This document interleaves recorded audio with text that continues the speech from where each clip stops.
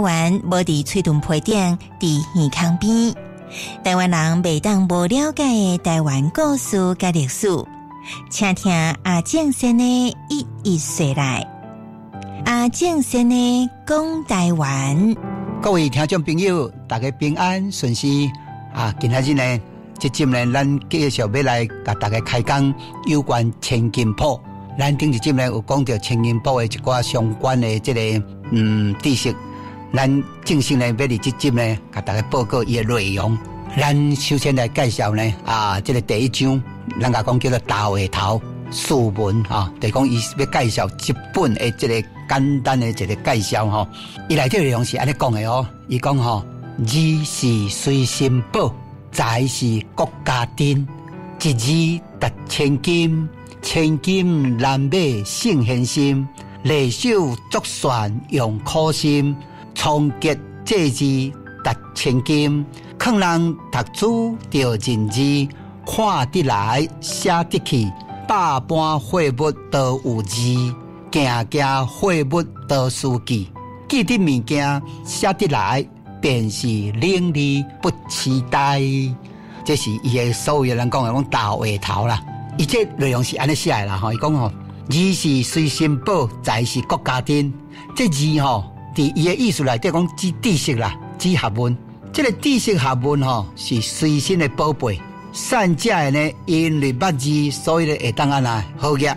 好业的人呢，因为捌字呢，所以会当讲做较富贵，也是讲吼比较呢，佮较有迄个内涵。财是国家珍呢，财富经济呢是国家的资产珍宝。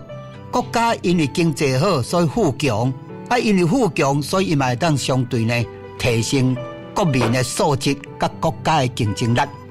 简单来讲，全部拢爱为教育方面来落手。过来呢，讲一字值千金这有的版本有的人呢，伊会讲一字。咱既然讲这是一本甲传统遐个汉语册无共的，就是用口音，所以咱尽量用口音来读。这一字值千金吼，这其实有一个典故，这是金条吕不韦，伊有一本册叫做《吕氏春秋》。这本册写的时候，伊感觉伊足满意的，伊讲吼，若有人为这本册内底呢，来会当增加一字，还是减一字的时阵吼，伊愿意来送伊1000黄金。所以就利用这个典故，讲一字值千金啦。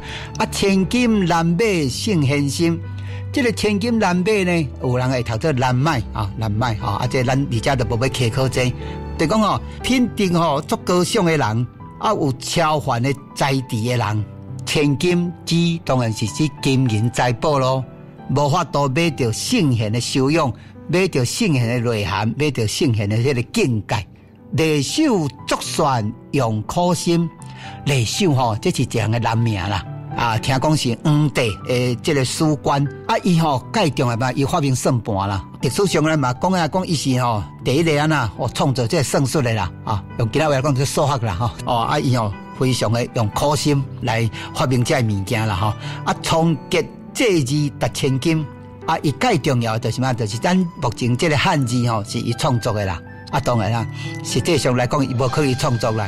因这款物件应该是足侪人做时间累积的啦。劝人读书着认字，就是讲鼓励人读册头一站爱先捌字啦。看得来写得去，捌字了的时呢，会晓看册，佫会晓写字呢。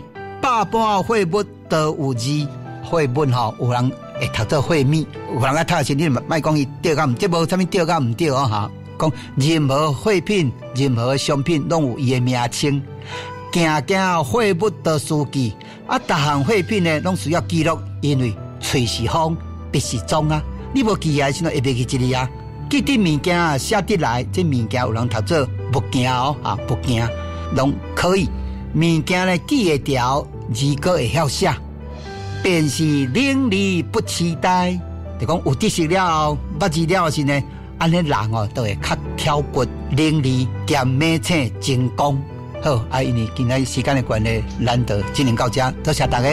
以上阿正先来讲台湾，由党洪建教授主讲，党牛收录，多谢收听。